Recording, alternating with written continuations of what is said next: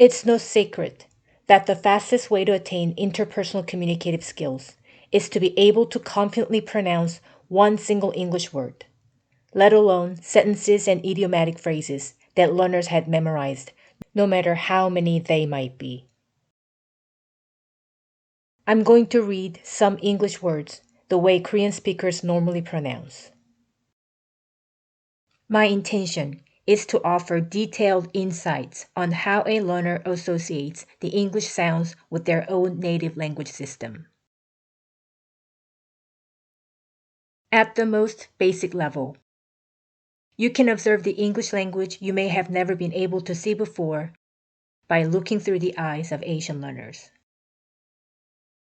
If applicable, I also ask you to relate to your situation, applying your own native language to English. The English word snow is a one-syllable word. It is one-syllable word because of the single long vowel o sound with the stress in the very beginning of the word. Korean speakers read the word snow as s-no-u with 3 syllables, 3 completely different vowel sounds such as u, o, u. There's no stress placed on any of the syllables because the Korean language has no concept of stress.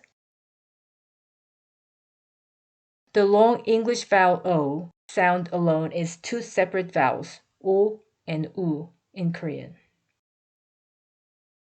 Korean is a syllable-based language, which means the initial consonant blend like SN don't independently exist phonetically. They need additional vowel sounds for each of the consonants.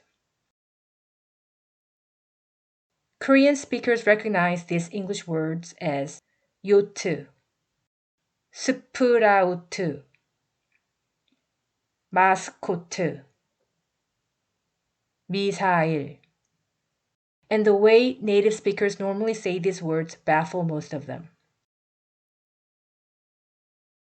One ESL teacher told me she spent a whole day trying to teach an Asian learner to properly pronounce these 2 English words, work and walk. She believed that it might have something to do with the different numbers of facial muscles that different ethnicities have. Instead of clarifying the direct causes of phonetic obscurities, native-speaking educators often question Asian learners' cognitive ability. They are simply out of touch with the distinct needs of a great variety of English language learners around the world. As Leonardo da Vinci said, you cannot learn something if you don't know exists in the first place.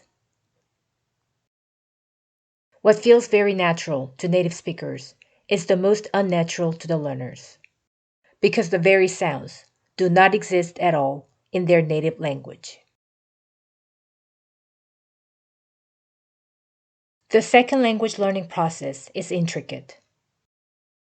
In the process of associating new sounds with their existing cognitive structure, learners' own native language phonetic system, educators must provide precise instruction aligned with learners' distinct challenges originated from individual linguistic foundations. In the course of my 2 decades of professional experience, I'm greatly alarmed that the most basic English ground rules, in and of themselves, are invariably absent amongst all Asian learners. No one ever calls the absence of the most basic and essential English ground rules into question, which raises a major issue in second language education. The truth is, almost all non-native scholars and educators in Asian countries learned English based on rigorous memorization of English sounds and their strong determination, without properly understanding the essential phonetic rules of English language. They lack a familiarity with the most basic English phonetic rules. It's hard to believe, but most learners and their educators entirely ignore the most basic phonetic rules essential to achieve English language proficiency. Non-native educators and their learners simply assume that they know all the alphabet sounds and their names. All Korean learners get deeply offended when requested to demonstrate the English alphabet names and sounds.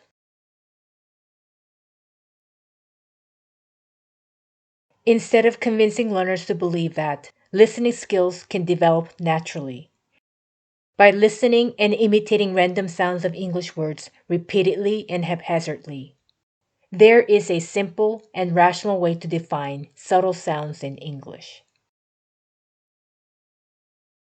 In this sentence, the dove dove into the bushes.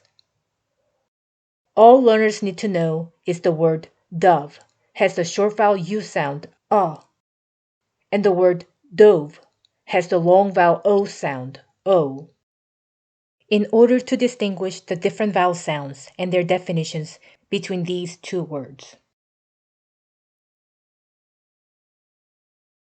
Almost every Korean learner is not exactly aware of how many English vowel and consonant sounds there are, as well as the non-existent sounds within their native language compared to the English phonetic rules. Asian learners often long for native-like pronunciations. Have you ever asked yourself, either as a learner or a non-native educator, do you know the entire English vowel sounds? Do you know which English vowel and consonant sounds you might be completely unaware of? As an educator, do you know which English vowel and consonant sounds that your learners have a hard time to distinguish and pronounce? And why? Developing a clear awareness of the non-existent sounds and concepts within a learner's native language, in contrast to the English phonetic system, is the missing piece as learners acquire the basic English phonetic rules.